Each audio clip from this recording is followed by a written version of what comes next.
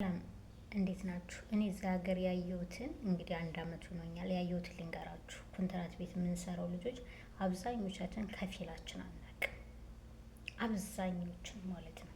ስምም ኢትዮጵያ የኤምባሲ ችግር አለበት። ኮፒ አድርጎ አይሰጠንም።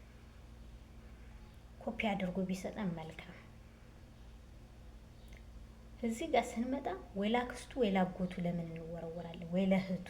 እዛ በኋላ ኃላፊነት የጎደለው ነገር ለምን ይከሰታል? ስለዚህ ይሄንን ኤጀንሲው ኤምባሲው ለምን አይከታተልም? ዝም ብሎ ብር መቀበል ወይም ብር ተቀብሎ ያችን ልጅ ስራ አገኘሁልሽ ብሎ መላክ ብቻ ሳይሆን ሰብአዊነት የጎደለው ነገር ነው ይሄ እና ይዘጋ ከምትሉ ይሄ ነገር ለራሱ ከሆነ ለራሱ ለእህቱ ከሆነ አይቻልም። መንግስት የከለከላትን ሰው አንተ ልታመጣላት አትችልም ማለት መብት የለውም።